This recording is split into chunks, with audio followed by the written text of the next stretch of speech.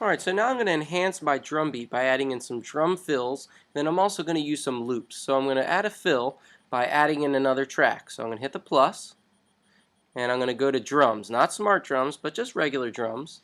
And you'll notice now that you can get a real drum kit. Alright, and if you want to change drum kits, you can pick a new kit. How about like the classic drum kit?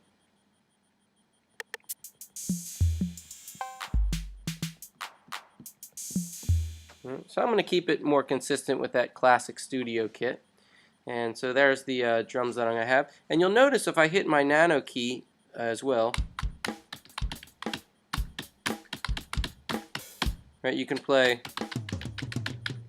all those keys on there to get some cool sounds as well. So now I'm going to just move my playhead.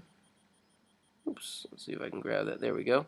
Over to bar 4, because that's where I want to do my recording. I'm going to hit record and do my 2 drum fills.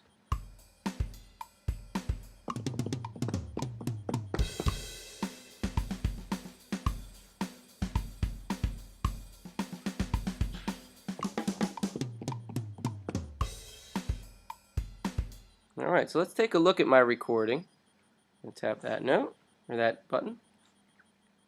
If I want to open up my notes, I can go to the edit area. And so there's all the notes that I just recorded, and you'll notice, here's a kick drum note. If I wanted to delete that note, I could hit delete. If I wanted to undo, I could hit the undo button right there.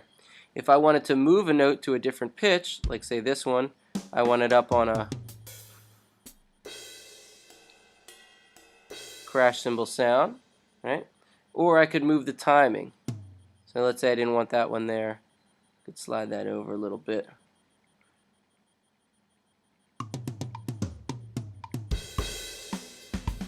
Okay.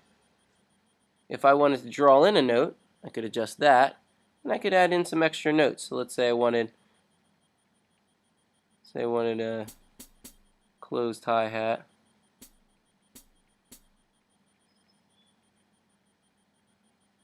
Alright, let's play that back.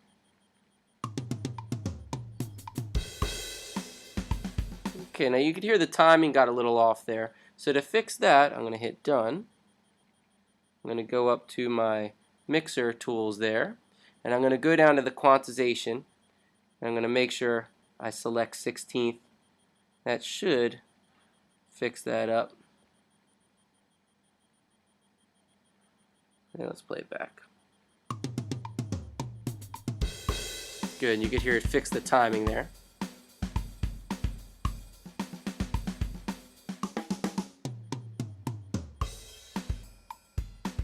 Alright, so I'm liking the sound of that.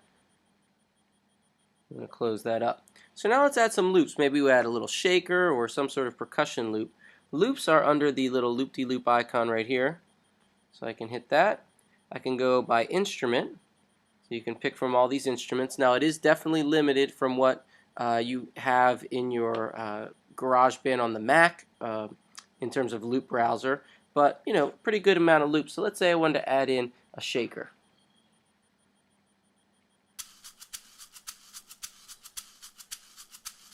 Okay, if I want to add that in, I just drag it in.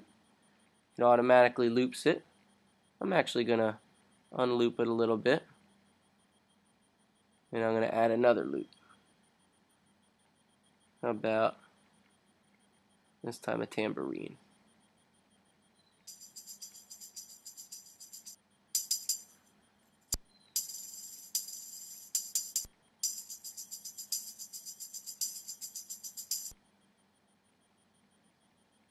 Alright, so it looks like this didn't loop out quite as much as I needed it to, all the way to bar 5.